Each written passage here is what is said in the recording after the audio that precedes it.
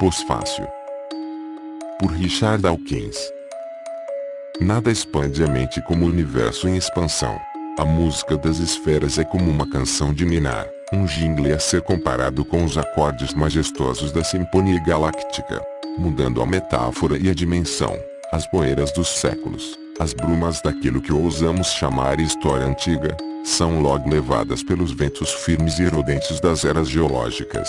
Até mesmo a idade do universo precisa, assim nos assegura Lawrence Krauss, até o quarto algarismo significativo em 13,72 bilhões de anos, é ofuscada pelos milhares de anos que estão por vir. Mas a visão de Krauss da cosmologia do futuro remoto é paradoxal e assustadora. O progresso científico provavelmente entrará em reverso. Pensamos que, se existirem cosmólogos no ano 2 trilhões depois de Cristo, sua visão do universo se ampliará sobre a nossa. Não exatamente, e essa é uma das muitas conclusões devastadoras a que chego ao fechar este livro. Alguns bilhões de anos a mais ou a menos, o nosso é um tempo propício para ser um cosmólogo. Daqui a 2 trilhões de anos, o universo terá se expandido tanto que todas as galáxias, exceto a dos cosmólogos, quaisquer que sejam, terão recuado a um horizonte einsteiniano tão absoluto, tão inviolável, que não serão apenas invisíveis, mas estarão além de qualquer possibilidade de deixar rastros, por mais indiretos que sejam. Será como se nunca tivessem existido. Qualquer vestígio do Big Bang terá, muito provavelmente, sumido, para sempre além de qualquer recuperação. Os cosmólogos do futuro serão cortados de seu passado, e de sua situação, de uma forma que nós não somos. Sabemos que estamos situados em meio a 100 bilhões de galáxias, e sabemos sobre o Big Bang porque as evidências estão ao nosso redor. A radiação do desvio para o vermelho de galáxias distantes comprovou a teoria da expansão de Hubble e nós a extrapolamos negligentemente. Somos privilegiados por ver as evidências porque olhamos para fora em um universo infantil, aquecendo-nos na aurora dos tempos em que a luz ainda pode viajar de galáxia em galáxia. Conforme Krauss e um colega disseram espirituosamente, vivemos em um tempo muito especial. O único tempo em que se pode verificar por meio de observações que vivemos em um tempo muito especial. Os cosmólogos desse futuro imensamente distante serão forçados de volta à visão atrofiada do início do século XX, trancados como nós estávamos em uma única galáxia que, por tudo o que sabíamos ou podíamos imaginar, era sinônimo do universo. Finalmente, inevitavelmente, o universo plano ficará ainda mais plano, tornando-se um nada que espelha seu início. Não só não haverá cosmólogos para olhar para o universo, como não haverá nada para ver, mesmo que pudessem. Nada mesmo. Nem mesmo átomos. Nada. Se você acha isso sombrio e triste, sinto muito. A realidade não nos conforta. Quando Margaret Fuller escreveu, com o que imagino que tenha sido um suspiro de satisfação, aceita o universo, a resposta de Thomas Carlyle foi certeira, é bom mesmo. Particularmente, acho que a extinção eterna de um nada infinitamente plano tem uma grandeza que, no mínimo, vale a pena enfrentar com coragem.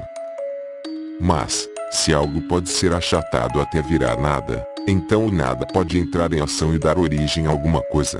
Porque, citando uma antiga questão teológica, existe algo em vez de nada. Aqui chegamos àquela que talvez seja a lição mais impressionante para fechar o livro de Lawrence Krauss. A física não só nos diz como algo poderia surgir do nada, como vai além, segundo Krauss, e nos mostra que o nada é instável. Algo estava quase obrigado a surgir dele.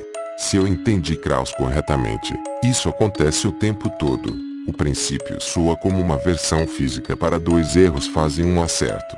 Partículas e antipartículas surgem e desaparecem como vagalumes subatômicos, aniquilando uns aos outros, e então recriando-se em um processo inverso, do nada.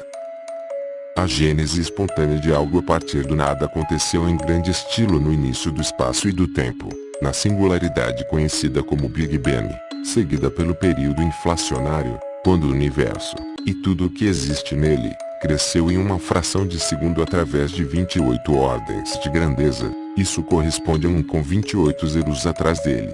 Pense. Que ideia bizarra e ridícula. Sério, esses cientistas São tão ruins quanto escolásticos medievais contando anjos na cabeça de alfinetes, ou debatendo o mistério da transubstanciação. Não é bem isso, não com tanta violência e exagero.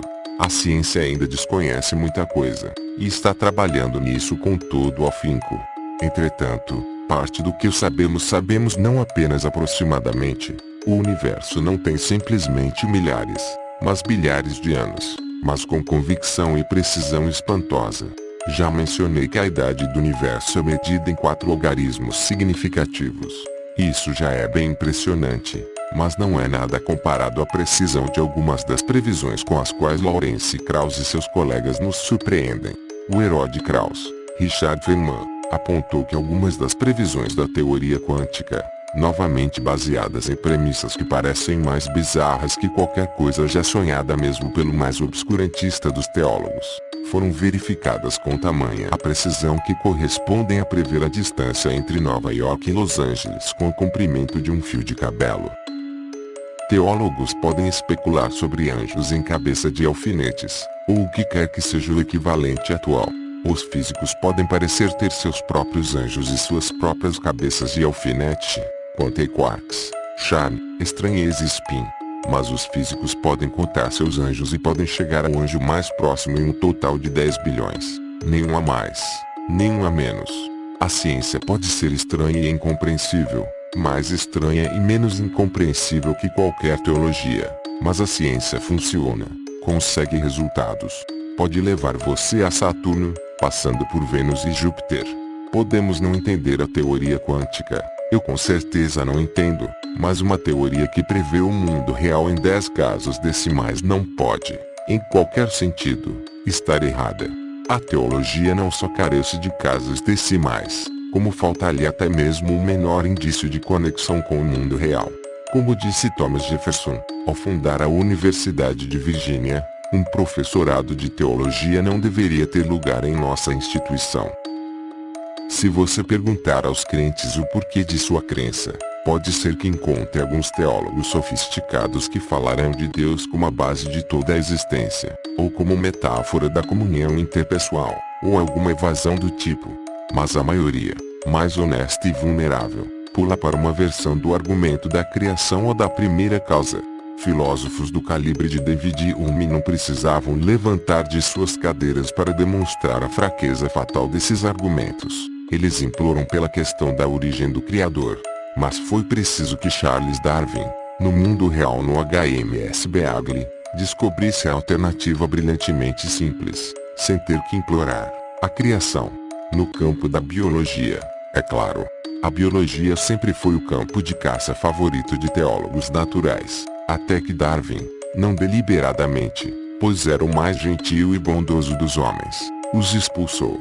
Eles fugiram para as pastagens rarefeitas da física e das origens do universo, apenas para se deparar com Lawrence Krauss e seus predecessores. As leis e as constantes da física parecem um trabalho conveniente e bem afinado, projetadas para trazer-nos à existência. Você acha que algum agente deve ter feito com que tudo começasse? Leia Victor Stenger caso não consiga ver o que há de errado com esses argumentos.